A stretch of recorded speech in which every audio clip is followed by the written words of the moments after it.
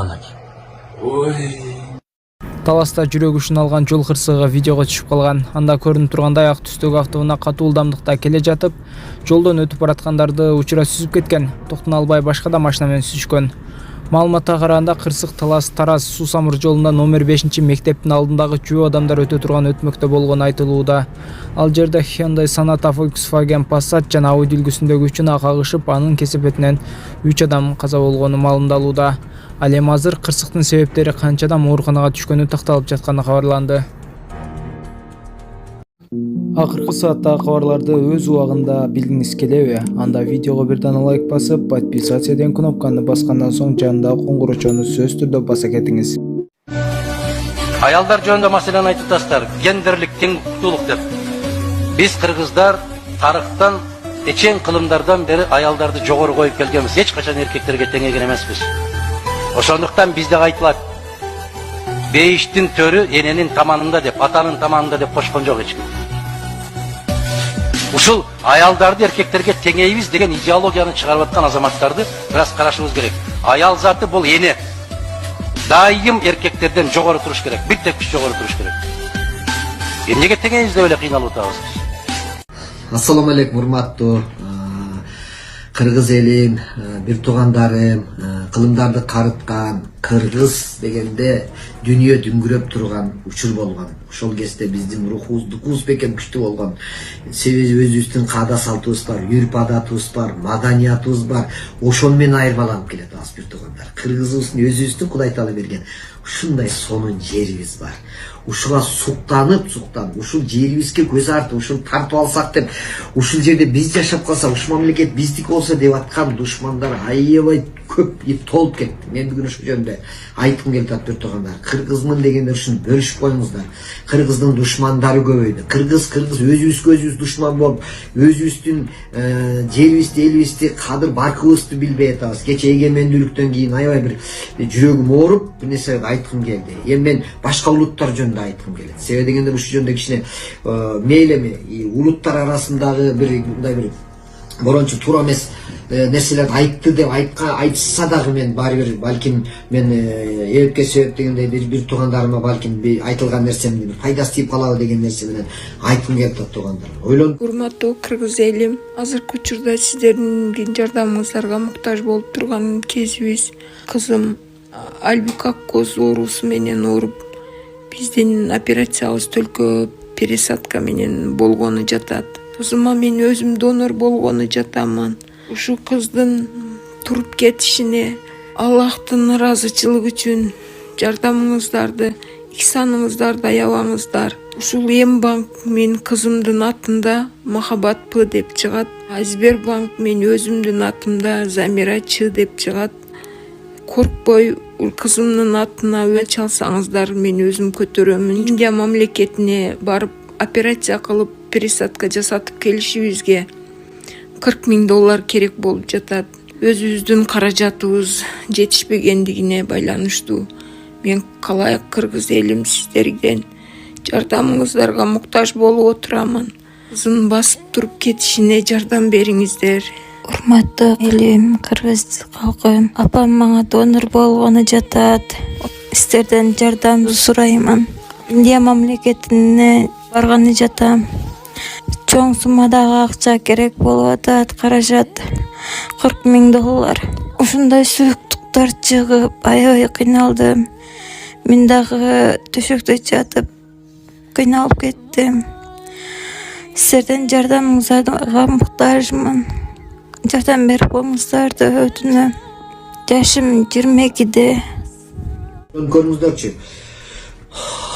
Сырттагы душмандар мамлекет башына келген президенттерден баштап ошол ордого дагы тиги жолтоо болуп жакшыраак чыккан президент болуп калса ага бут тосуп, эгерде алардын оюндагысына макул боло турган болсо аларды пайдаланып келет. Мына ойлонуп көрүңүз. Биринчи ойлонуп көрөлү. Биринчи Акаев, Акаев деп эле айтайын. Биринчи президент аттарын айтсам дагы анын көрөрмандары тиги комментарий жасап нерсени бактырып эле шулдай беришет экен.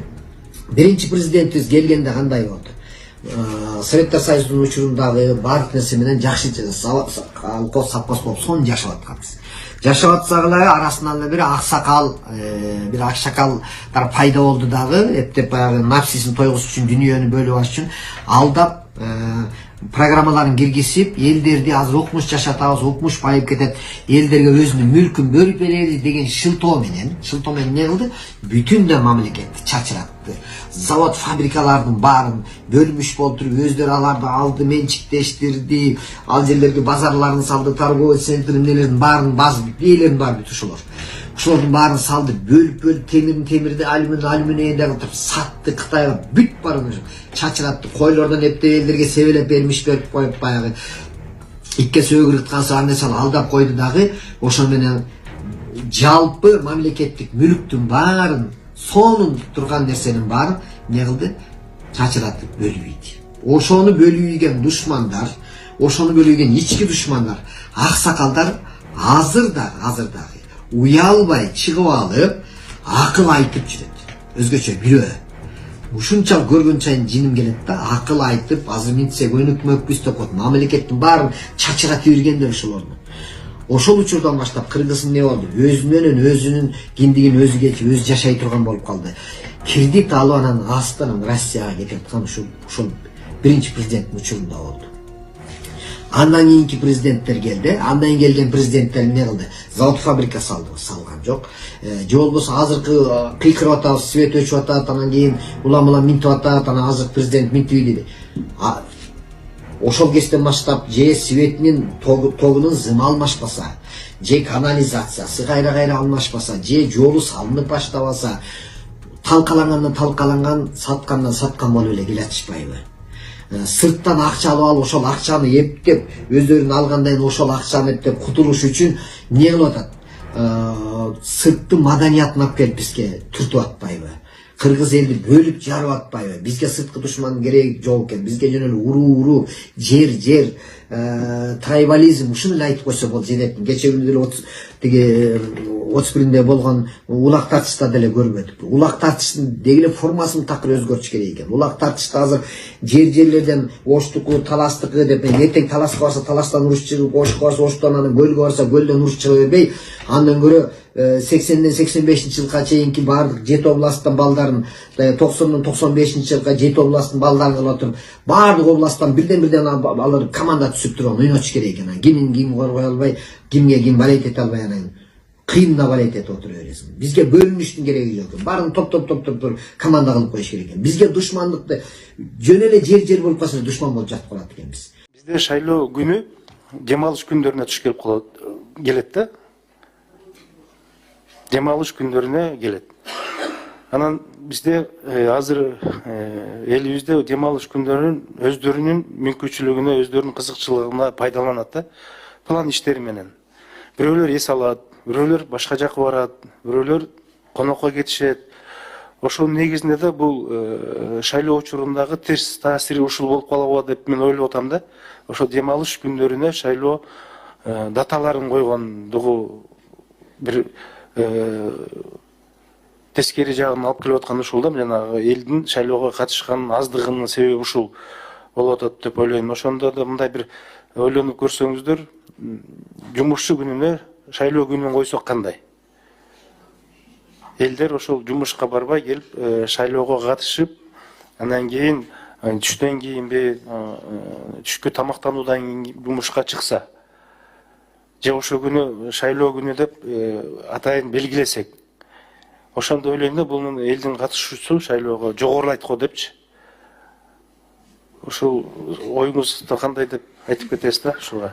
Мен кошулат элем, анткени көп өлкөлөрдө ушундай практика бар. Мисалы, Кореяда 3-күнү добуш берүү күнү деп дайындалат, анан ошол күн мындай бош